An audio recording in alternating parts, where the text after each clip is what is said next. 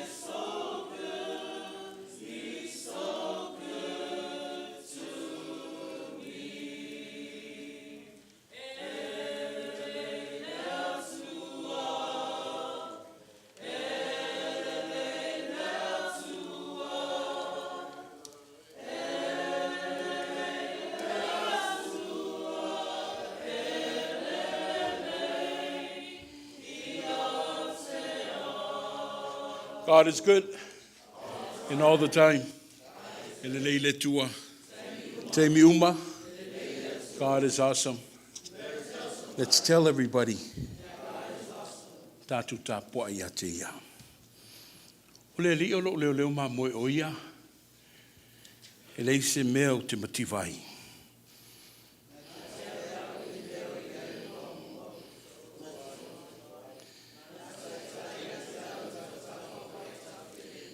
E na te whaafoisia mai lo wanganga. E na te taitai a te au le ala o le amiotonu ona o lona swafa.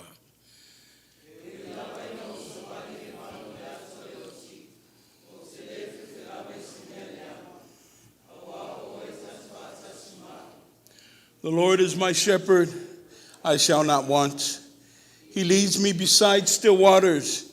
He restores my soul. He leads me in path of righteousness. I will fear no evil, for you are with me.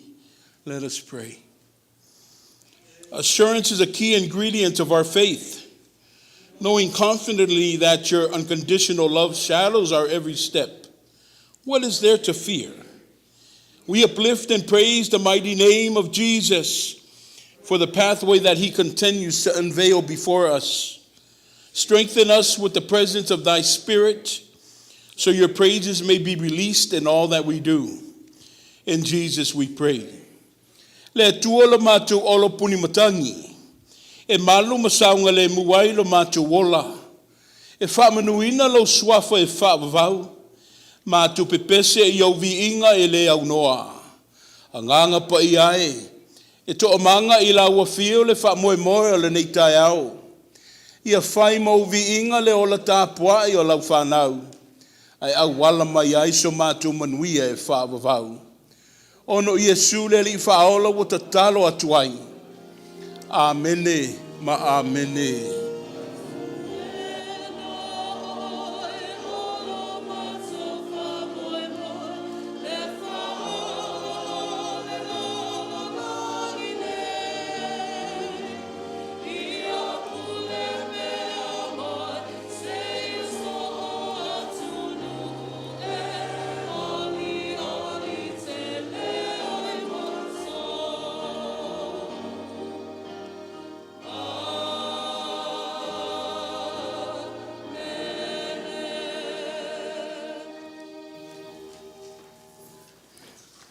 Tātou I vi atu I le tua, I le pese o saunia, le au fai pese o le vi inga I le tua.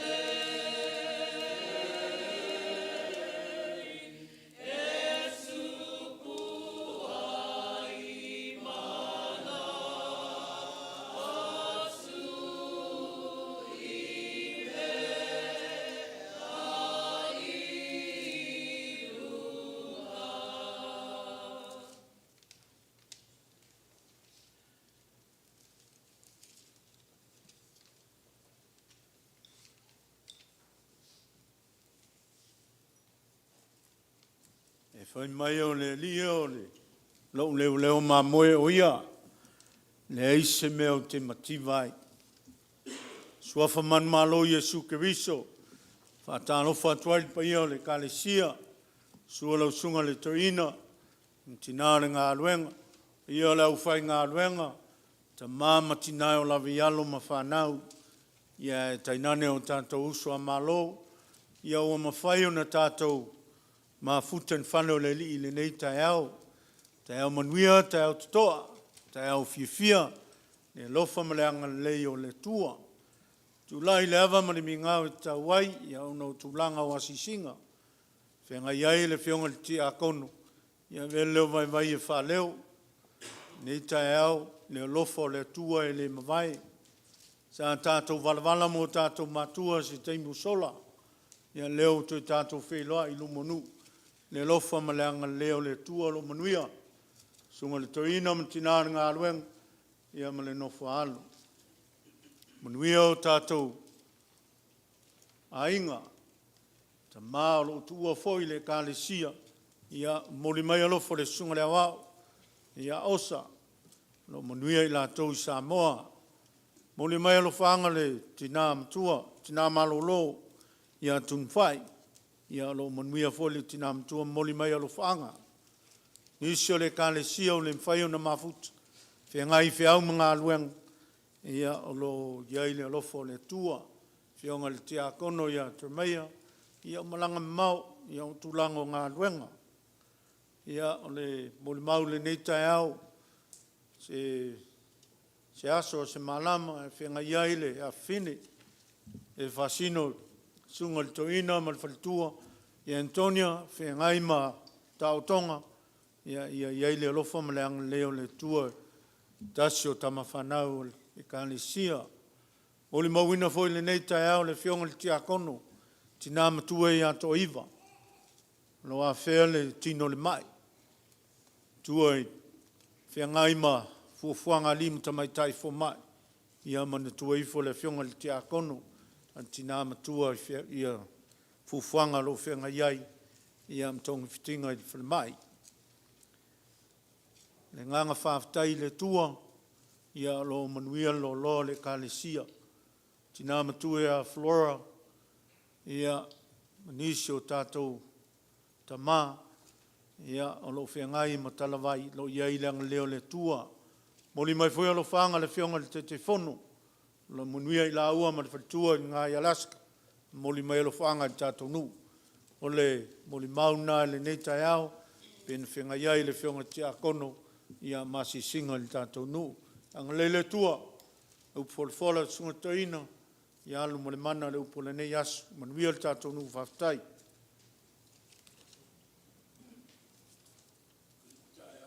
Saunuanga. A ole ngā luenga tau avele, malu la inga ti akono, whaftai tele. Malo ese ia le tāua. Lo tau sila fiama le tātou nofo i le malamalama. Le tūlanga lo to oto ai le tātou malosi. Awa le upumoni e le tū wha maunga le soifuanga. Nisi wa whaifo le soifua maleola. Wa wha tūtūnga tā. Aole, the power of prayer. O le mana o mia le nao le tātou nofu i male malamalama. Tātou whata i le tua. Le tua to manga. Le tua i malu ai le soifua maleola. Le tua tupu o lo lai le tātou malosi. Sanga i maia, lo tō wha moe le nei tai au. A se o ia i tātou i lumo le tua ala i le tatalo. Join me in prayer. O le amatanga o le nei la lo langi le tua wha mai sāna numi. Pōngi sā, matumu i le pōliuli. O le e tū malele ai lea ma e whetalai. O na lau o lai lea le tua o le lalolangi, ia ma lau fōwhang pa ia. A tonu se ata fo le nao le vai aso o mau. E le I whai ngō fie le li e, le mātou tau ma whai mai le nei tai au. Le ui whalawe e vai le tua o whalawe lawe te tupu. Ia ai meise ai foi o tūlanga le au si ai so mātou malosi e te ina. O le malanga o le maliu ma le oti le tua, o le wasia I mātou. O sao mai to tonu o mafutanga o ainga. O motu sia le mafutanga mātua ma whanau. Le ie le I whaingofie. A ina we e whetalai. O to uma ma avenga mamonga. I o to o mai I a te au. E mai la o to wamu. E le tau suluina se ia le lei. Ai mātou no manu I la wafio le nei tai au. O le o iai se tasi mātou te mapu ma malolo ai. Na o la wafio le tua o surfa inga. O le anganga o le whaaftai. Whaaftai mo le nei tai au mo le tūla. Wa toa malia tuai le popole. Le vevesi sa iai le mafaufau. Le atua tu vale o a mātou langona. I le tau whaavesenga me o lo tutu mai. Le tu o le file mu se whaafetai. Whaafetai le tua. I lo tau a au ina peo le soifua mo le mātou ola. O le ala whea leo lo malu pa ia.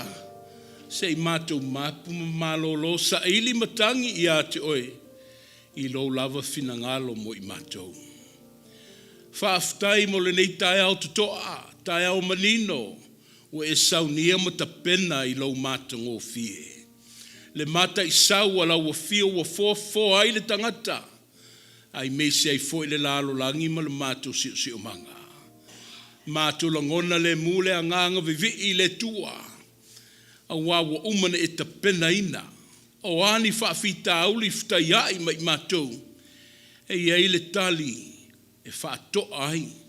E iei le wha moe ma le malahe. E sa afi ma sao lele ai mātou. Pea mai a le ola I le nei lalo langi le tua se whaaftai. Whaaftai lau wha manatu iai mātou e ala ia wāwhionga pa ia. O lo pua ina mai ai le upo le ola. Wha manatu iai mātou o le ala I lau manu malo. E le I titi le ngā luenga o le anganga. O le alava lo fifina wai mo mātou loto wa maua'a. Ai whaaftai le tui le ie. Malo le maupapale. Whaaftai lo onsa ia. Le tangata whailoto. O au whaamanuianga tō lau mo I mātou o le mawhaita wina. O le ala le tua le mwhaina whaangalo ai e mātou le whaaftai I a te oe. A wao le upamoni au no mala ua fio. Ia peo ni tangata o mamate le wha moe le ie le ola. Ai malo le wha soa. O le ua maita wina le nei tae au le moli mau mātango fie la uwhainga luenga. A ti akono. E ui lava lo wha to otolia nisi o mātou tina. Nisi o whanau ia lātou tāpenanga ma fuafuanga le tua a wale soifua maloloina. Ai mei se ai foi o a mātou lo tausi tua I ainga mawhale. Mātou longona le anganga o le whaaftai. A wae o lo tele pea le upu ma leo I le manu. Ai titi upu I mala le tua. E ui lava lo wha malu pea le malanga o le maliu ma leoti. A o le mātou mautinoa. Leo le whaita toa lea I le malo e wha vavau. Wa umane e saunia mo lau whanau I le whatutua. Whaaftai mo le nei malae. Wa whaima malae feo fōfua iai. Wheiloa iai. Mafuta ai. Whaasoa ai lau whanau le whatutua. Langona le anganga fia le tua. A walo fusfusia pe I mātou le anganga o lau fio. Malo whaafonga ina wa mātou talonga. O moonga ma whanau o mātou loto. E leo le liu mai pe whaau mai ailo tua le tua. Ai o lo whape nane e tali manao. Ma e pule whaasoa I lo finangalo mo I mātou. Langona le anganga whaaftai le tua. A wale soifua ma le ola ke wiso. Le malanga whaatupu na ulu whale I te tonu o pāo Jerusalema ma le mautinoa e le toe fo I mai. A o le korakota na whasanga I mai a. Ai na moa pelo na lotu tele ina ia tau lau le wha moe. Ai meisi o lona wala awina ina ia velo na soifua ma le ola, e ola i le totele. O le whaoratanga le tua, e tau alunga i le vi inga i lau a fio, ma matu pepese ina pea, le whamanu ma le anganga whaaftai, i le swafo o le tua le tamale alo ma le anganga pa ia, nei se i o i le whaavavau. Na matu tatalo le ie, alo fangia le nei au fia malona wha moe moe, talo sia le tua le soifua whaafua leva, ia wha pendana tauto lua mai matou. E leo whaingo fia le ola, tama, sulu ia mailo malama lama.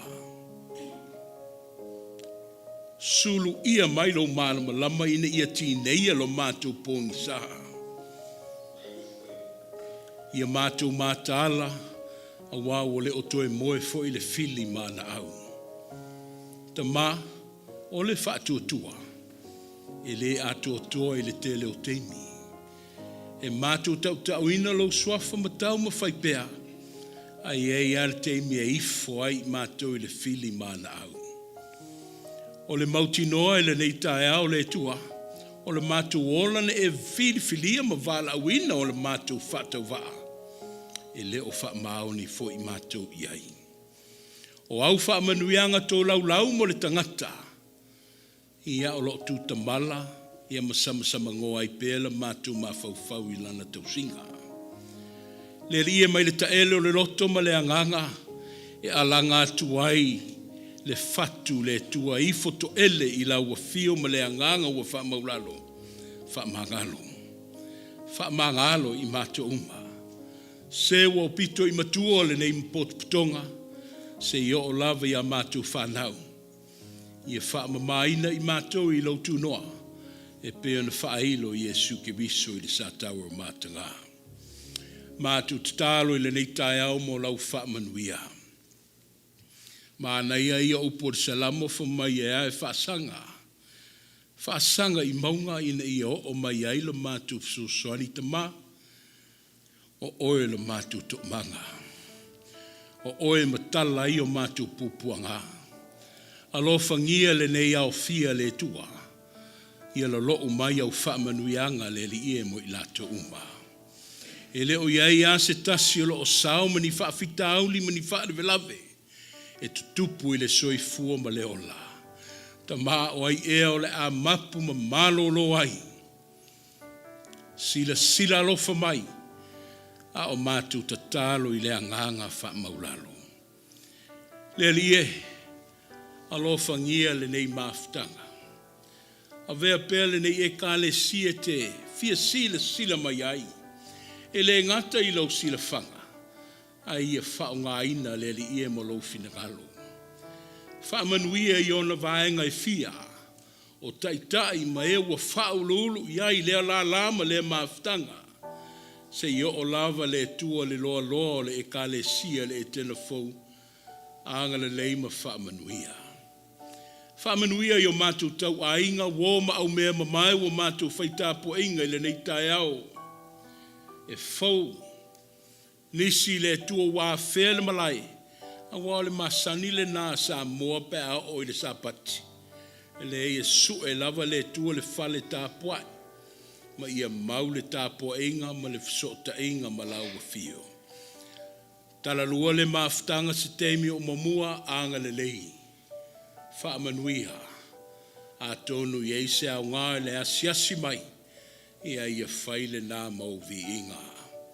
Mātou tatalo le tua.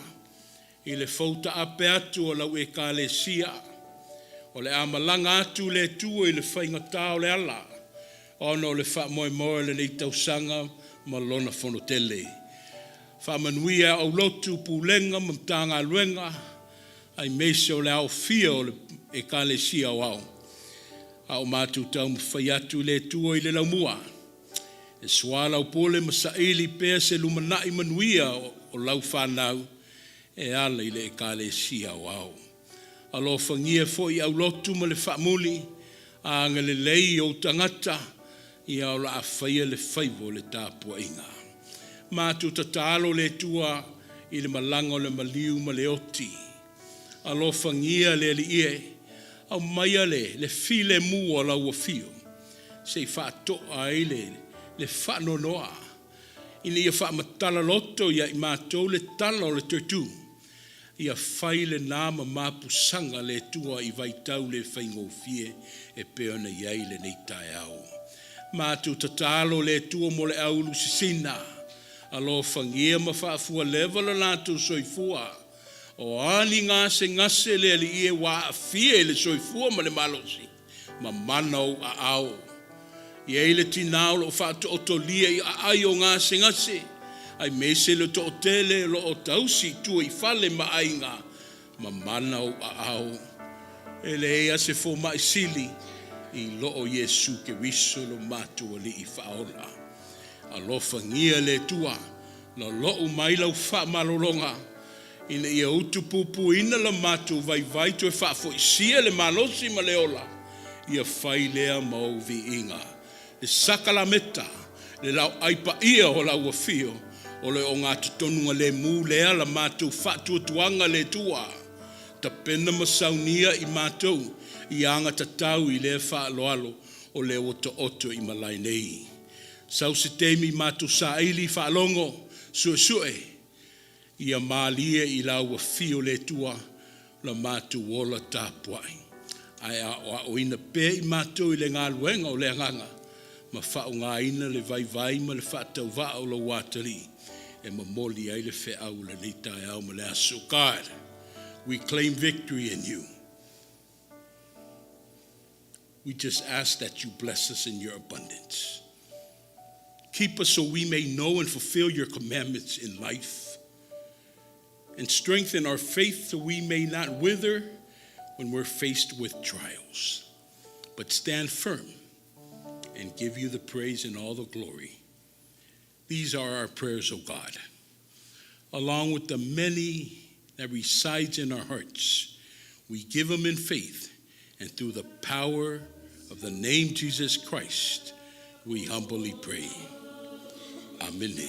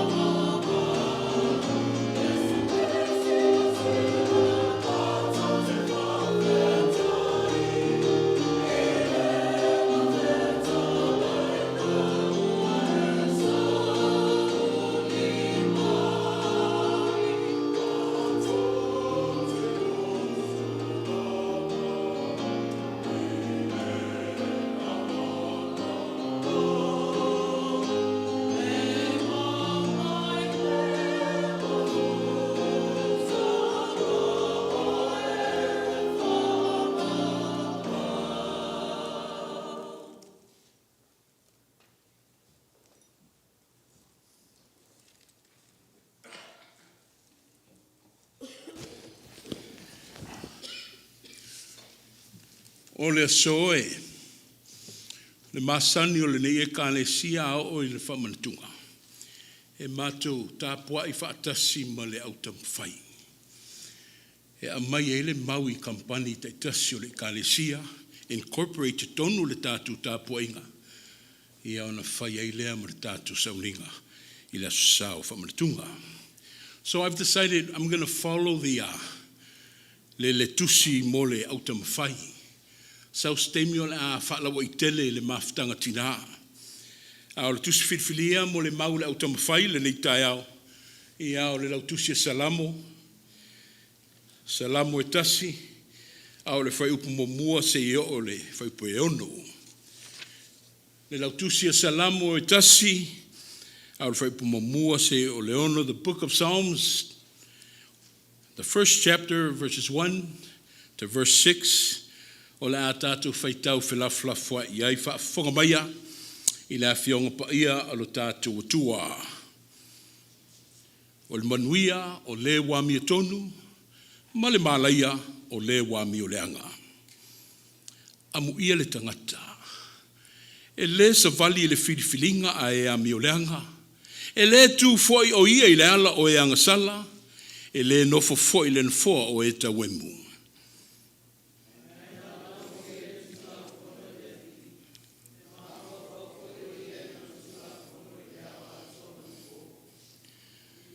O ia foi e whaapei o le la aua toto I tafutafane o vaitafe.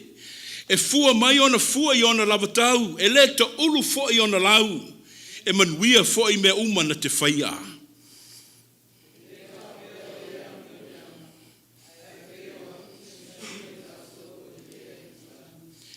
O le mea lea e le tutu ai o ea mi o leanga I le whaamisinonga. E le tutu fo I tangatanga sala I le whaapotuputonga o ea mi o tonu.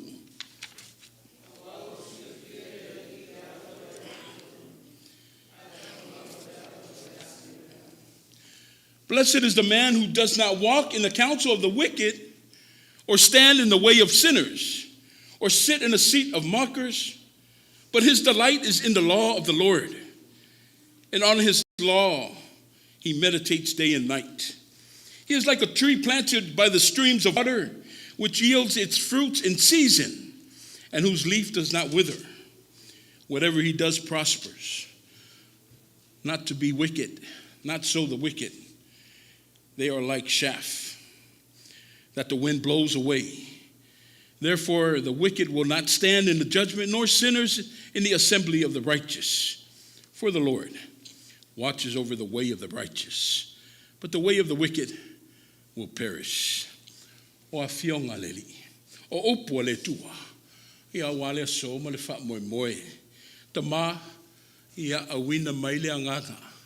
Teach us through that mighty Holy Spirit of yours. Taufi maua'a wa fionga. Mātou whaunga ma le tatau. Ia wale soi fua ma le ola lo fsanga I pēr mai mātou. Ia I lau fio le viinga. Tu mau ia te oe le whaanetanga. Nei se ia oe le whaavavau. Whaavavau lava. O le a mātou tam whaiatu ma le mawhtanga tina wo oe le whaanga solonga.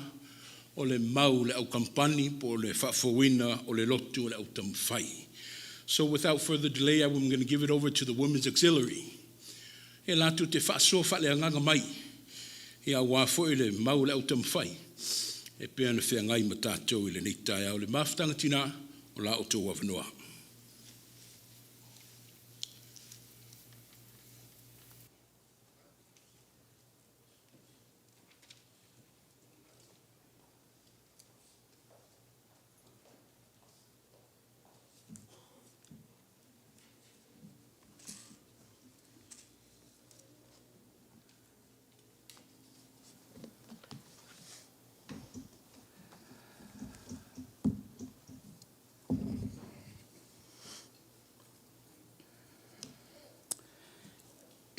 E maualunga le alofa, e lautele le alofa, ma e lolotso fo I le alofa, o le atua I a te oe mau. Wana ia to e taita ina mailo o to sa fua malo tato wola, I le nei tai au fou.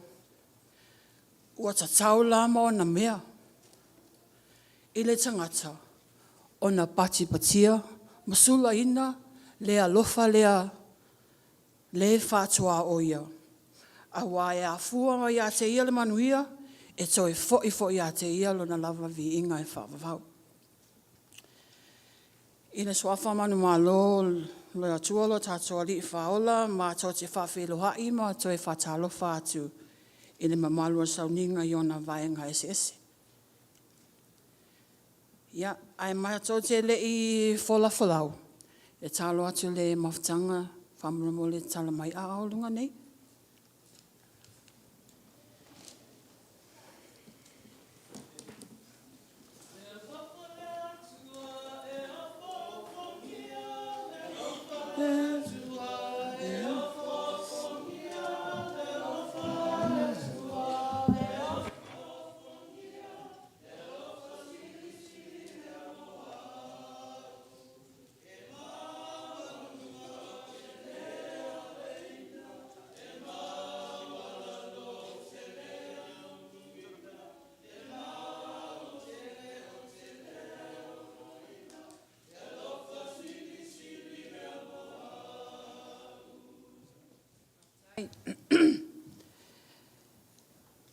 E mua la se i whaile mātou te whia whawhawina la mātou whia ngainga malo mātou li.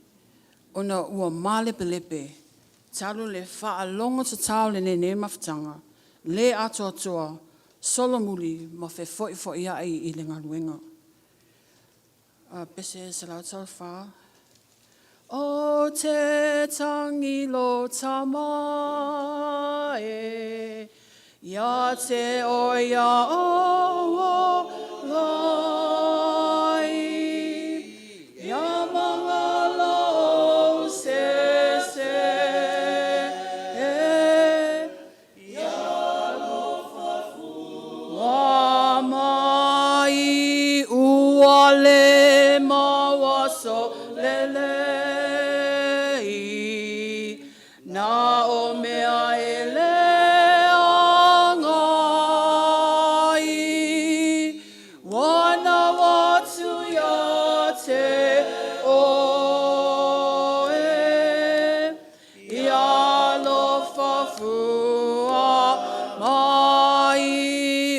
Se fia salamo,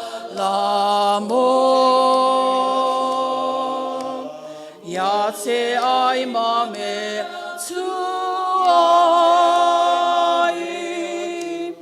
ia mai le loto fo, ia lo fafua mai. Ia o le manatu Atua le aso. Ia maua'a I le Atua. Be rooted to God. O le tusi whaitau, pe o na maua, salama mua, au lona matau po atoa le whaipu mua tasi, e se whangata ma le whaupeono. O lo whatatau le righteous, ami o tonu, po o le ami o le anga sala, wicked. O le thought process lau I, either you align yourself to God through meditation or go against them, the worldly stuff. I le vaenga mo mōle ne tusi o le whaamu ia tustala I le tangata wana ia whiwhilia e alo ese mai le leanga. Ai savali alo le ali. O le tangata ua matua le fia awai, wa tutu ma mau le maalosi o le angsala. Wa le fio toi fia whātau emu, pe toi fia whai. Pe manatu whātau waa, ma tilo mau lalo, I ona tua oipo onisi. E le ngatai lea, wana ia tuuto ina lea fionga lea tua, e pū lea I lona loto. Ua whai matai moanga, walona naunai ta inga, e whalawa I tele lona I loa I le upu, ai mese le tūla whono lea lii, e mawhau wai, I le ao a Atua o Malepeai. Ma le vaenga muri, o le mea tupu I e whasanga tau I le Atua malona finangalo. Ai masarona wa whiwhilia I le tusitala, le onga atitonu, o lo I aid whai upu le wa whai mātātua matua o le whai upu tolu. O ia fo ia whapeo le la au, o wata toi tawhane o vai tawhe, E fua mai ona fua I lona lava tau, e le ta olu fo'i ona lau. Ai whai mai e manuia uma lava mea na te whaia. E tolu la manga iwa vai inga, ile nem taupu. Se tau mawhai atu. Manga mua, o le atua e lausi usi ai le ola le tangata. Ua whatu sa ina le whai salamo, le tangata whatu atua o le la au. Ai whatusa le atua o le vai tafi. A wana te whanga ina ma whasusu, po o ave o le la au. Ia ola le lei. O le vai tafi ala ia o le stream has to constantly flow in order to provide the nourishment. So, ele muta, ele mate. Ai au lava o na tafe pea, ma tafe pea lava. So, in a spiritual sense, e mana o mia tangata whātua le atua. Nā te taitai, whātonu, whawhanga ia nā whionga, e a o ai ma whāpoto ai. Ai le ngatai leo, wa whai matoa manga e whaafile mu wai manatu, ma ve singa. Ai te patau la I le atua. O le e ou le mana, ma le malo, ma lava. Jeremias fulfitu, lana whai upo e fitu, ma le valu. Jeremias fulfitu, whai upo e fitu, ma le valu, a moa whai tau. Amuia tangata o le whatu tuai le ri, o le o whai le ri mo na whatu tuanga. Awau ia whapeo na au o tutoi tatawhane o vai.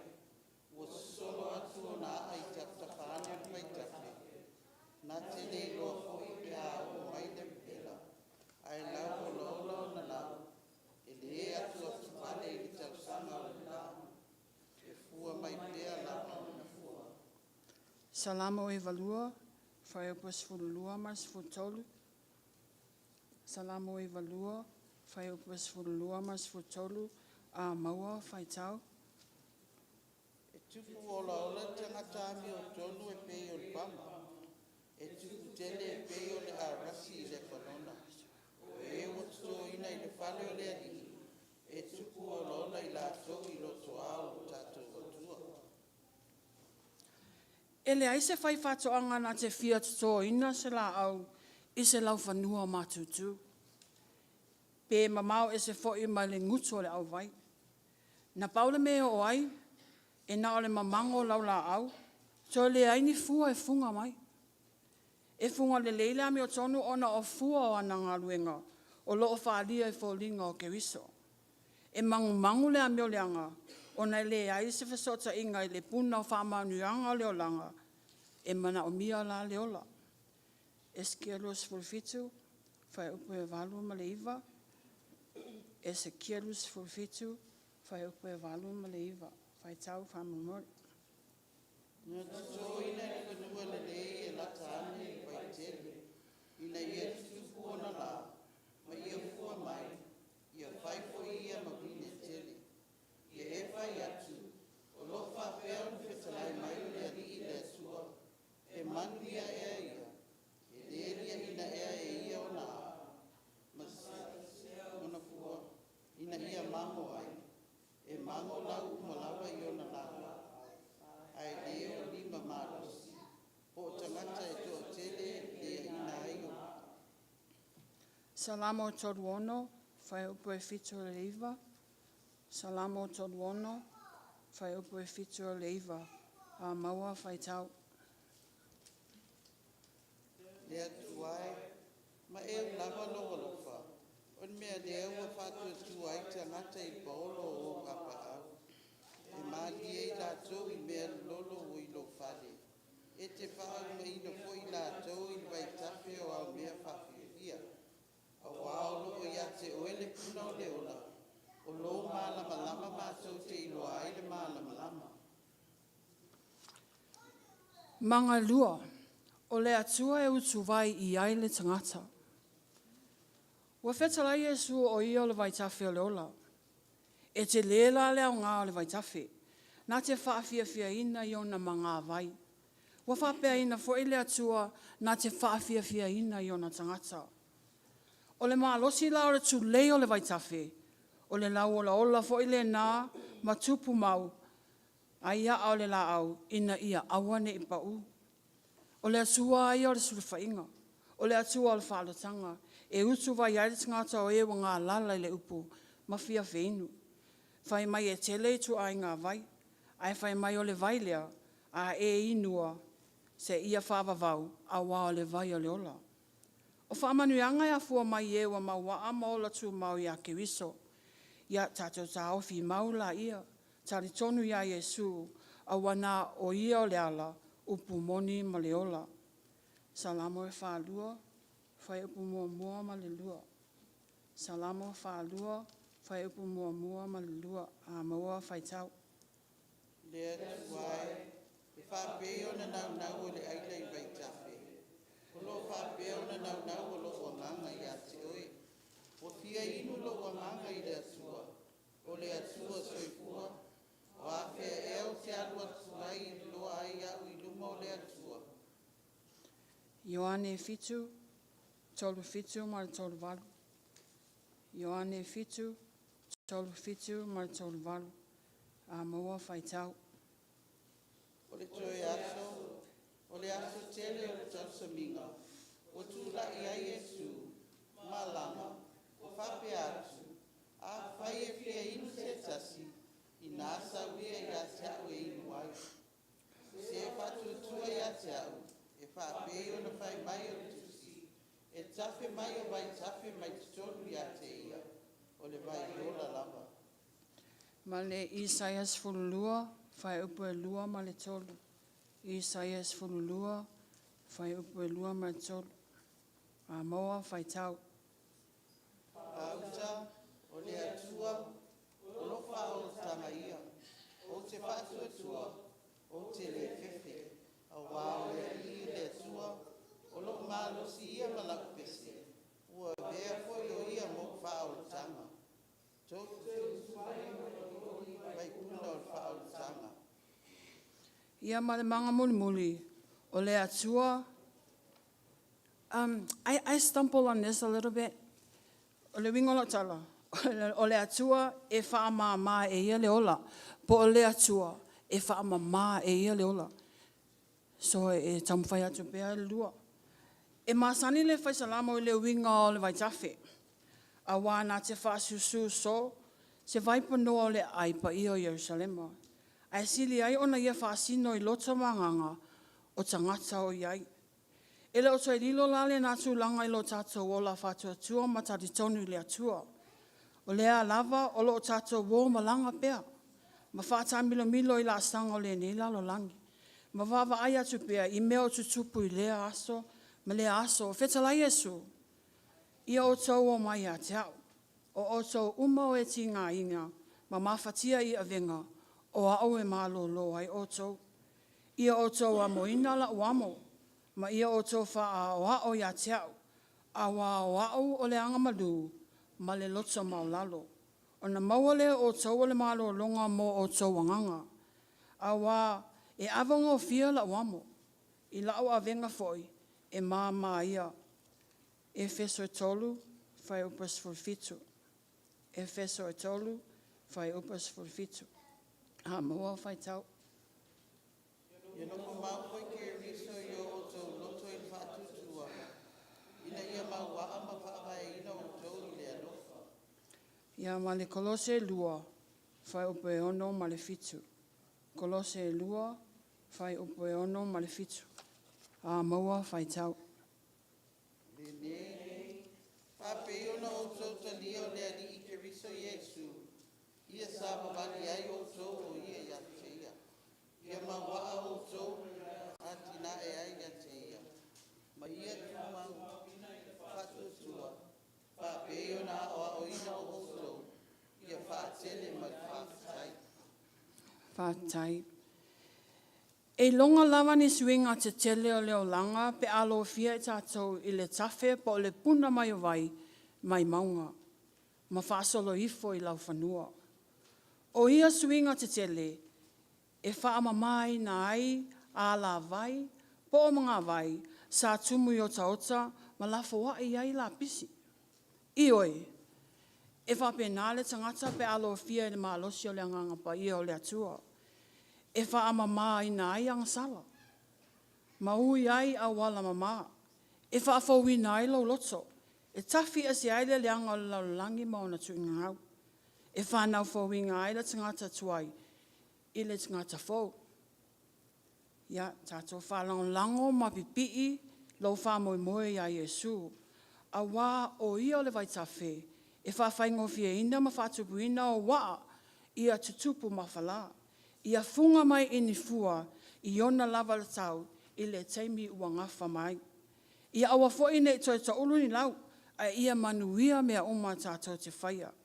Ia tātou tau tuala ia le atua malona fina ngalo i soo se awala nā te whao ngā i nai oe. E fia whamautu ina le mātou pese, ami le mātou mau i le mātou pese. Ia, tātou pese oli oli ia. Tātou te oli oli, tātou te whawhetoi. Ia Iesu le keriso le ola e ola. Nei mau le mita mita i mea whaleongo. Ta lava o keriso na fio mai lunga.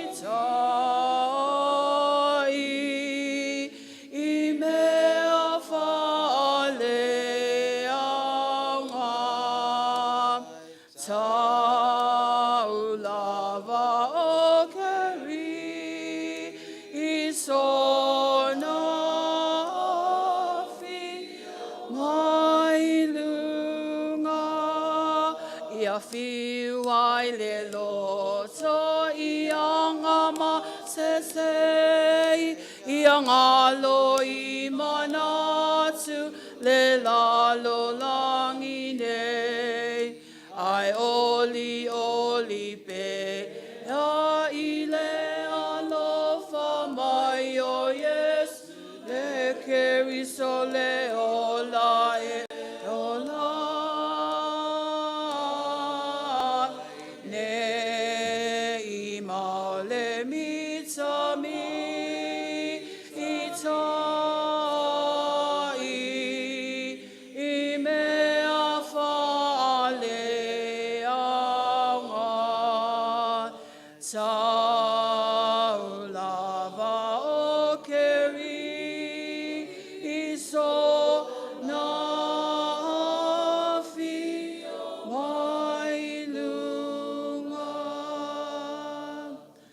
manuia lava le sunga taitai, whapea le tapoi atu sio matua tina ato ina, ma le lasi o nei maftanga, ia ma tatou whapotanga lotu le nei aso, so e fua na o Iesu whatai.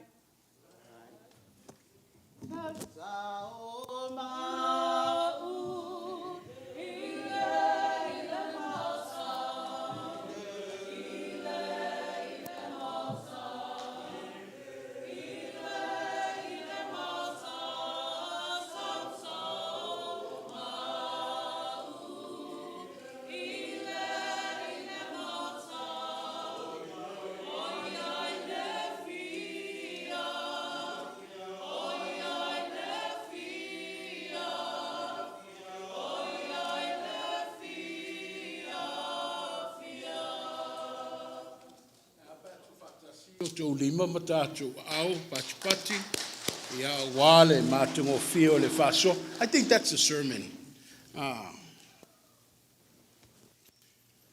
Walava le nala unga molinita au o le wata pena le maf tangatina. But just a couple of thoughts real quick. Because it coincides with my melena tatu folau mai vaso le tea. O la matanga o le tusi whaitau mai amu ia le tangata e le savali le whiwhilinga. Amu ia le tangata e le savali le whiwhilinga choices. Le oto e pai mai le matau pu le vasule na tea. Because o mea uma ia the consequences, yeah. But it's the end results, what we get from after we make the choice. No mo waile consequences here le na so no waile tina ya lia. It saddens me because just Oliver le sama ne was only a week. I sat on fire to I missimo o tu pulanga ile mata upu filinga choices. And then only for me to return that some of you unfortunately made bad choices within a week span. This is going to be an ongoing challenge for us. Ale upu mo mua o le amuia. Ia ile upu ale. O le upu e peru o le eshu. Eshu translating ile tuspa ia le wo yang nei le palangi mo Samoa o le blessed. O le amuia o lono winga pe afa matalaina. It's happiness, contentment. O le ola ua fia ma ua fa maliaina. Yeah, ol eshu comes from another word of the Hebrew word, ol asha. Ol ashala has a deeper meaning. It means to be straight, to be right. So we have these two words, le eshu, ma le asha. Happiness, ma le to be straight, and to be right. No moai leo le upu leo le amu ia. Tu fatasi. For maile tala, amu ia, blessing. It's happiness, blessedness in the life of a man who is straight with God. Happiness and blessed in the life of a woman who is right with God. Amu ia. O le loloto ia le upulea. E le ivale fo ilona whaungaina. O le amu ia lava lena la langi e Yesu I lunga le maunga I lana launga. This is the core of it. Ia alignment for maialia. Ia align ta'ua ma le tua. For mai amu ia le tangata e le savali I le filifilinga. So we have two classified peoples here. We have two groups.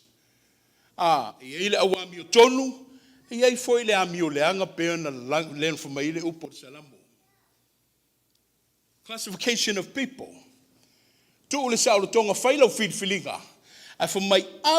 Blessed is a person who is in a line, who is right with God, that doesn't follow the choices.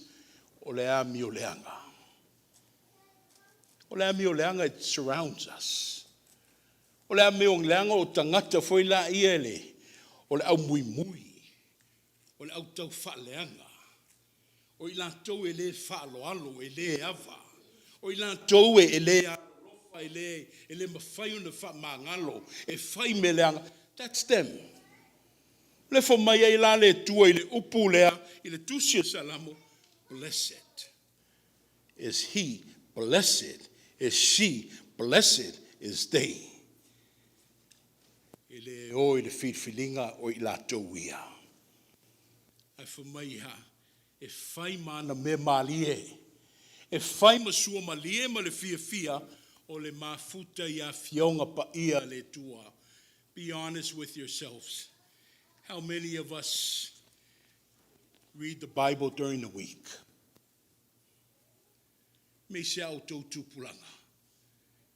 Majority of our kids, we just bring and we open the Bible when we come on Sunday to church. But it said, blessed is the person who doesn't choose the road of the unrighteous. I find man the mesu malie le melea. Ao malepo po maleo. Na mai lola ia the fruits of it. For mai e to pe o le la au e to I tafo vai tafe e le umalo na puna e pe na fa matalaina. Wana o to e maia. I think another reason why we continue to make wrong choices in life, because we believe that there's a lot of impossibilities and impossible things that we're dealt with. A tonu lisi fo i lea whalewe lave sasi e le tā whitwhilinga. A walo i eile manatu i tā ua. E tā le mawhaia le me lea.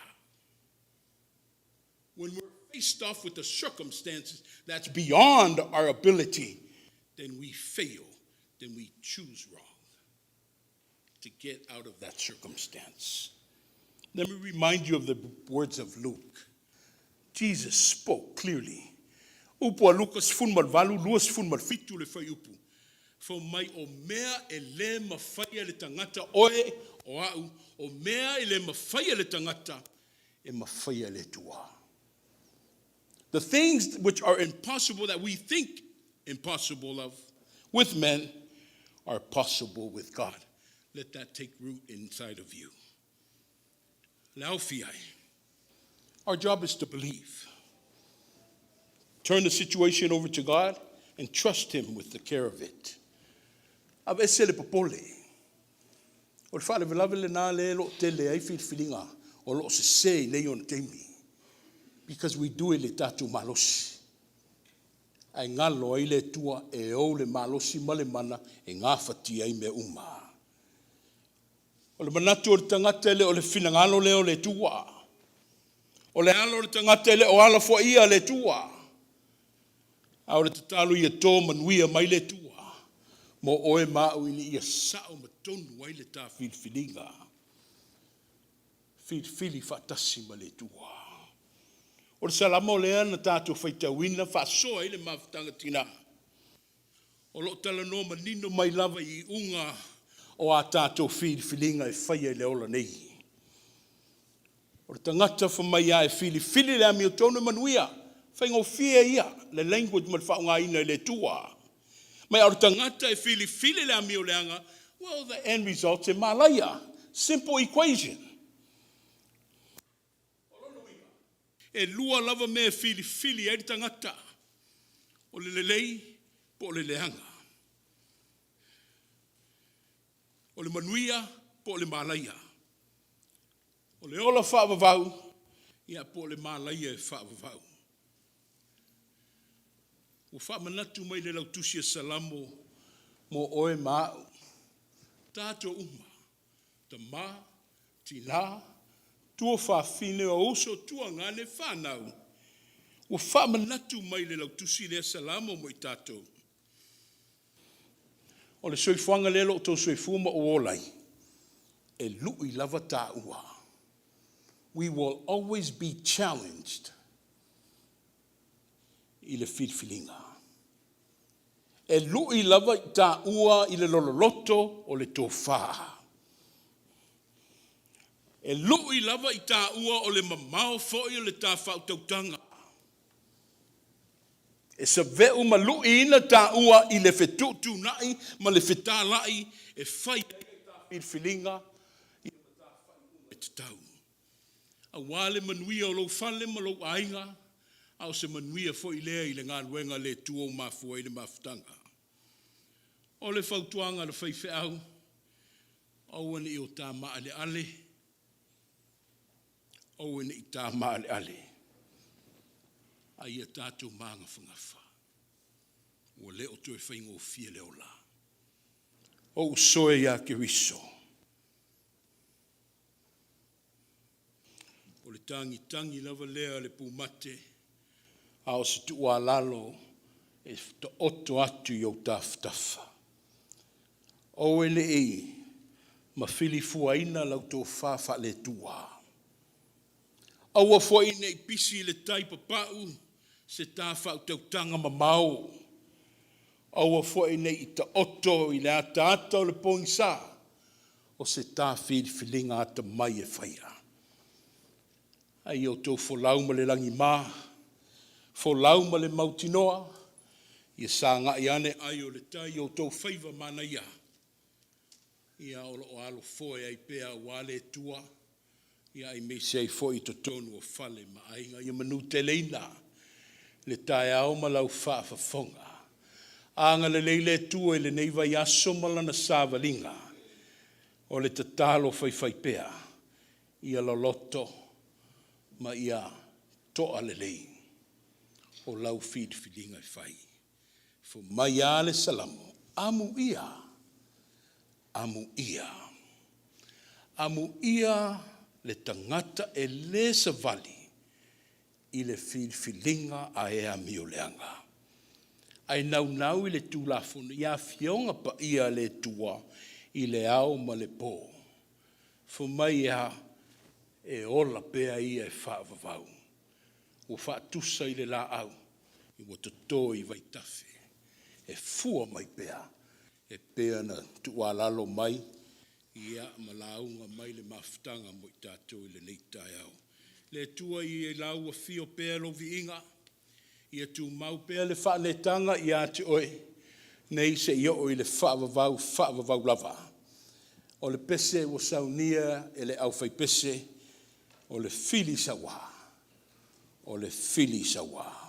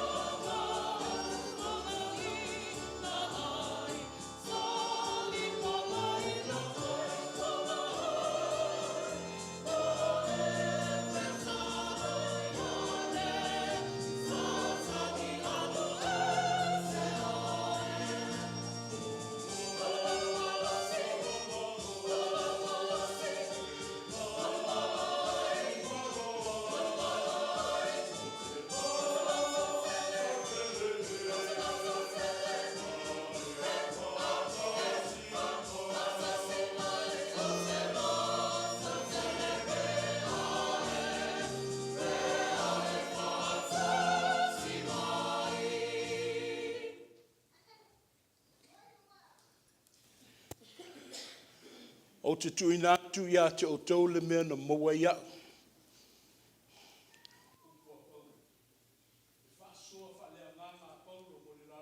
Lau whatutua i le mea na te pue a Iesu le soifua malonola. Ai le i tātou alo whaiva a wale wha moe moe le nei aso. E le leila wale tātou sa ili pe i le tua. Po wala ngā titau e i tā ua. Wale nei wha alo alo wa maulunga. Se tātou whatu ese i le li.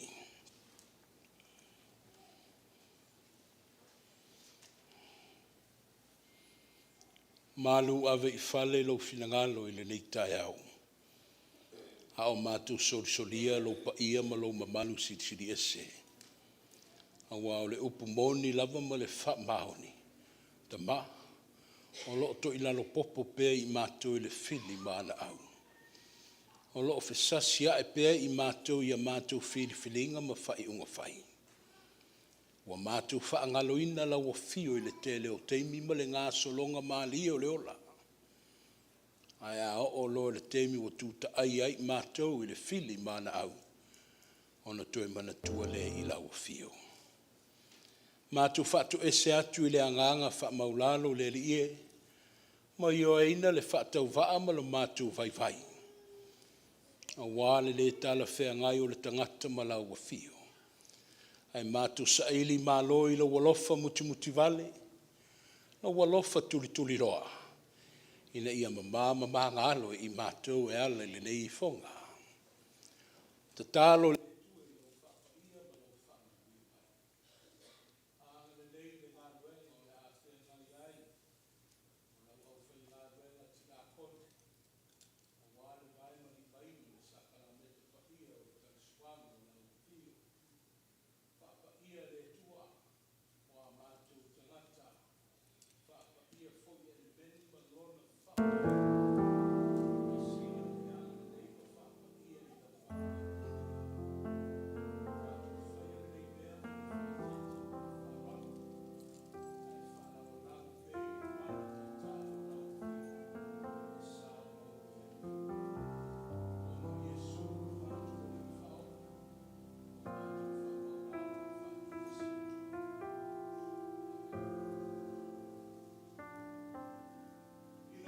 o te poto le li imala na uwhenga ruenga.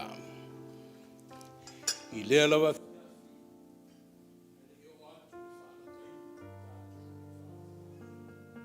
Whamaina ia tango i la. Tofi.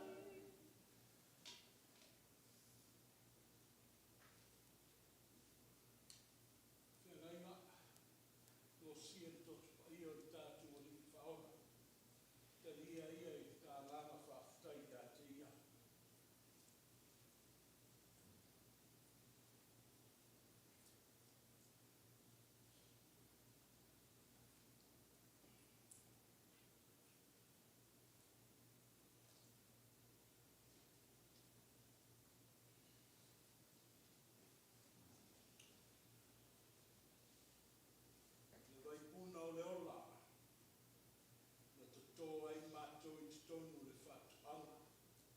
Na whasusu i nai peo mātou tangata, i le ia mātou wola pē i le whakapau. Tō mai Ailao whanau i le nei tae aona ta penai, le whainga malanga umi a wale nei māsinfo. Alo whangia le tua, i le anganga whaafutai, e tūmbau i ati oe lo lava vihinga.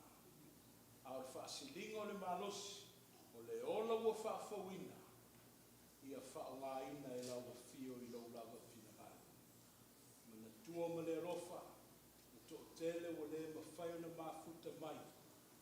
Ia ia whapenana tu mumuri atu le tua matau musmusu la lana. Ai o atu ai pēr lau whaamanuia mo i lātou i so seama.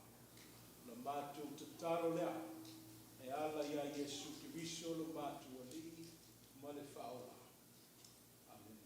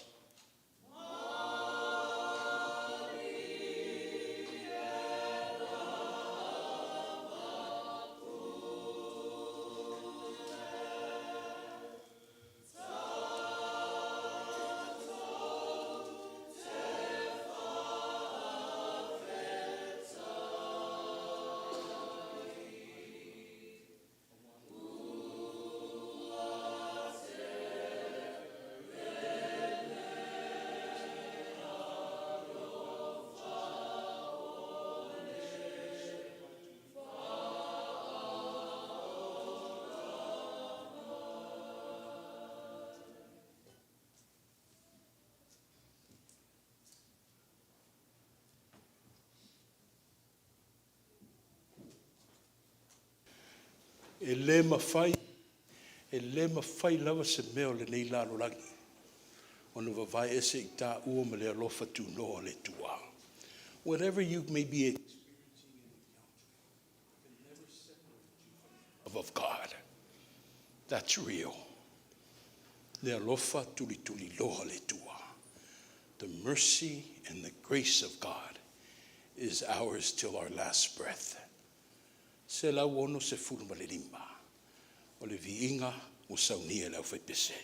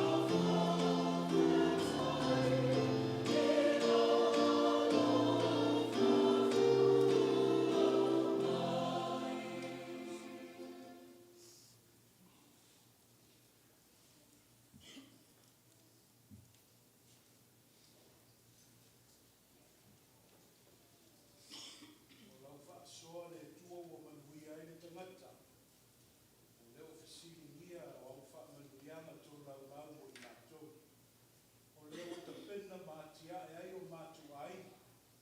Ai o le liu se tā ofi le nei tai au. Sa mai e fia whai taulanga. E sura ina le taulanga sini ne e fua ia masaunia o i mātua. O lau taulanga. O mori whaatasi atu ai mo mātua tangata. Nei ia pule au au ai no fina ngaro i o mātua ola. Whaapa ia, ai ana le leima whaamanuia i a tātou sa via. Ono Yesu. Amen.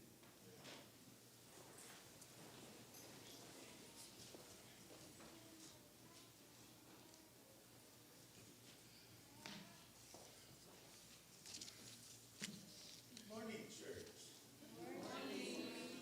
Morning, church. Good morning. I'm going for England with Filima. And I saw go Ivan with Filima. Samoa.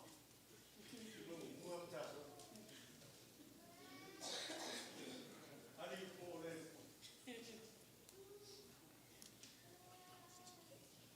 Masangin ka ngole mai umat sama. Ang kubai le kalesia le kuang ni kayau. Le bai umat sama i mai malosi long kunga. Ai le Ai fuku ai vai. Al kayau mana suni. O mai al kalsuama. O whaafufonga ka kumu whamoimoe. Enga forforainga le kita au. Pai, whikai kunga iai le sunga le koini. E mga kuleleo a kako sasa. I langi tau. Siva foi maa mani. Au o oi fraseu. A lele wai mangu le whaiba. Whaiba marseu mara kama whamai maseu ki wasa. Ngā ruanga, ngi asa paria mai panguru. Leo wasi le kauranga i le kua. E ala i ka poinga. Ta marofa kai Samoa. Leo whafonga mai. Ma fuka mai o waka poinga i le kua ngi asa. E mese paia. O mai masangi. Painga kukata maro ngi kaiao. E mese paia le kalesia. Mama ki ngā māpua, a manu lau whainalo, pa ngā rofa kai wha ngā rusi. Tā po ngā luenga whai whakasi, kongu leo whafonga le kua, tau ngā luenga le ngi asa. Ia veo leo wai wai whainusua le mungu moriak, e ngā whaakai tele, lau sunga le koima, kia wan ngā luenga le ngi asa le whaingofia. Ia le whaingo makiu, ia no whakingu pēra ngā runga warma na winga le kua. Tau ngā rofa le kua, o pēra marosi kingo pasisili le ngai. Ia war ngā runga whaidoro whenai ni pēra. Le ngaki kongo e kia mwho. Ia le kurenga mani tanga runga mani karisia wao. Ia wawhaido whenai ilo sunga koina. Tanga leile kua, pa kukumu meo. Whare nganga, pa kukumu para tino, pa manga u, ia wāwhi au mai nātu, anga leile kua ia ua.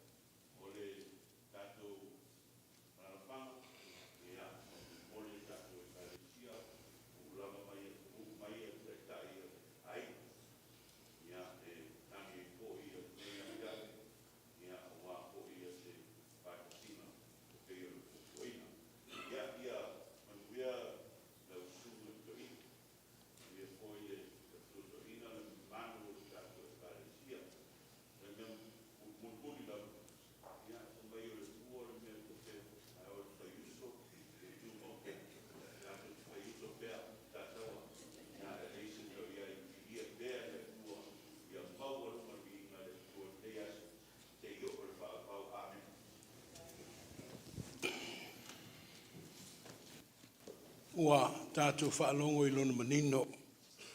Saunoanga whaatamā le whionga ti a kono teitai. Ia wā fwoi alumanga le nei fwoi vai asu. Ia o se whono whaapi fwoi le sunga le whailo tusi o le kalesia. Ia wā le maa auma min mersia na tau tau awina. Wā fwoi taulanga masani ma la fonga le nei e kalesia. O loo whaia le sa pati ma le vai asu teitasi. Mamoli atu le angangol whaafutai a wā le ngā luenga ti a kono. Le ngā luenga whai pēa o loo tau whina wai.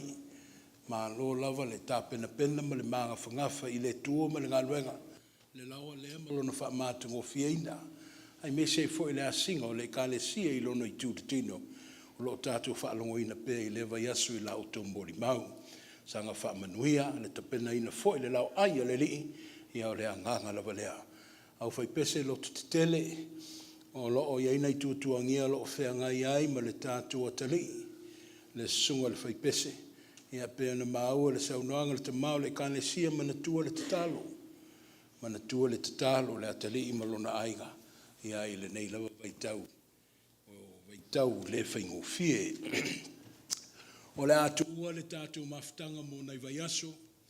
Ono le whamoimoe le kalesia I lona whono tele. Tele nei mata upu. Ia a talitonu lava o le a. Toe taliu mai whanua. I le aso wa fua ina. Ona whafola tuai lea ma whaasoa. Ai e lava lo tau whinga ma lo talitonunga o le ai e nei suinga te tele lava I le kalesia ma lona ngā iluma. Le whaka asa lea le kalesia wau. Ia leo lo tātou whai e kalesia ai. O lea tā puai, le mamalu le kalesia, no whatatalo fōi mo le au sifono, ina ia mātu malanga ma toi fōi mai le manuia, ia e mawalunga I peso na vi inga. Ia e tu ua le ngā luenga I le sunga I le au ia mapusua sau vau. O ia ma le whalitua ia te rina, o le a fsota I aipa I eini mea tutupu le kalesia, longo I le sunga le au. Le fōi lo maua le avanoa mātu whaasoa ai, whapena fōi ma le laulau a whona. E leo te alu ma ave le telefoni pa I eise mea lo mo mia. A le tātou whaamuli le nātou whaamuli atu ma le laulau a whono. Ia ma le sunga I la o ma lona whalitua. Ai mātu malanga ma le sunga ia asi sui whailo tusi. Ia ma le taitai o le au telefon. Whapea fōi le sunga la o ia osa ma le whalitua ia tau mate. Ia o I mātou ia o le awhai masui o le tātou e kalesia. A mae a le tātou sauninga tele. Whaamuli mai le mafutanga tina whaamanmole. Whaawau la o tau sauninga pe na masani ai masina teitasi. Sa ili pēni manu I le tua. Ia wā fo I le nei vāenga o le tausanga. Ia wāu sia mai ai le folaunga le kalesia au televou. Tātou mafuta I whele. Ia whai atu fo I ni folanga. Ia tātou tāpena wāle wha moe le masino momua. E anga le leile tua le nei vai aso malona wha ngā salonga. Ai meise le fauta ape atu le mamalu fo I o leo fia umwhaina tātou whaita po inga. Wha aftai tele. Ma aua ni swafa fau, ia le tua fine, ia le vau, whaaftai lusi le asia, ia me sei foi whaalongo atu lo o iaile, ila umai ava ia le ewa, tātou whaita po inga, ia to oto ia kafe ni o tātou ainga tu mau ia I foi le wha mai senga I lau sunga rei, martina ia tala, ia ono o le whalavelave lo whengai foi ma o lua, ia le o ngā tutonu le nei masina. E vea ia le nei tū la whai masui o lo to olua le mano whanofatu le ngā luenga, e le mawhai o le mātalia ngungu le whaaloalo. A mata mai ale anganga o le whaafutai le tausinga le mamoli le whale le ngā luenga, ia I lau sunga maluia malpa o ainga I meise, le awhine ia maalia whaafutai tele le tautenga. Au le nei tae au o tū whaailo ma, fua ia foi le whaamoemoe, ia e ala I le taulanga o le alofa, o le seleni e tua I ai ma ngā solo mali ai fuafuanga tau I ainga, e ati ai whanau ma whale ma ainga, I ai peitai o le whapena aina so o tau whinangalo le nei tai au, o leo o tau whaitaulanga I le tua, e ala I le mawai vai ma le mawhatau waa. Le tua le ana ne ai la o tau au foai, ai meise o la o tau soifua tau tua, a o ia fo I le matituli vai ai mo se manuia, ina ia tali whaitau wai le maulunga le leianga le leima le fo ai pa ia wa o tau saunia mo I maua'a. Ia sanga whaamanuia le tua mo lo o tau mamalu, le paia o le ekalesia I ona ainga matawhale, e o lava I o tātou ta māmati nā asiasi, whaupopo e o ialo ma whanau le ekalesia, o le o tongi maa uma I le taulanga, whai o le alofa, ia ai mese ai foe le taulanga o le sene, o tau manuia ia, ia anga le leima sanga whaamanuia le tua, ia wā le nei whaamoe moe.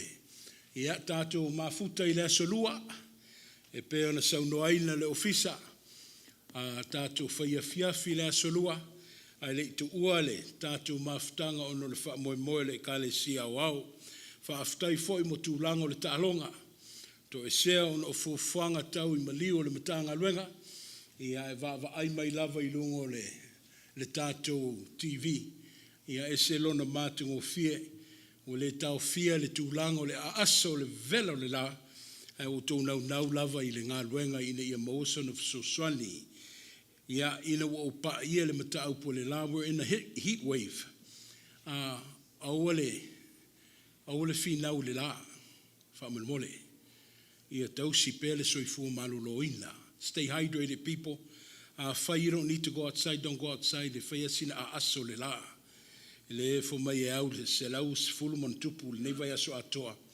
ia malu pui pui o lo o tō soifua mo le tātou malosi ia e mana tua foi le nei foi vai tau ia o e ua whaavauvau ma whaanonoa ia iei pē le file mu ma le whaamaisenga o le tua mo o tō uma manuia le sāpati mo na toenga ai mei sei foi le sāvalingo le nei vai aso sāwa a mātalia o le a tātou whai u le titalo. E mita pele anganga le tua. A walo matu folau whaatasi malau wa fio. E te le tau mamau pe tu la fo ia I matou. O le ala fo I leo lo o langu maluina le matu wha moe moe ma le sāvalinga. Iau a au tausi mo a au lofa. Wha aftai wai uman manuia le tā poinga. A ia whai lea mo vi inga tu mau e wha vavau. Alo whangia le tua. Tala lua le mafutanga to taliu le tangata I lona fale maainga. Fe au mga luengo le nei vai asu sao le asanga I atuai. Mātou ma oe malu pui pui le soifua malo mātou malosi. Whaatasi ai malau whanau uma I le lalo langi atoa. Le file mu malo walofa le tua lo mātou tama. Iesu ke viso e ala I lona alofa pupuanga. Ia I mese ai le mafutanga whai pēr ma lau lava nganga pa ia, nei se I o I le whaavavau lava. Amene.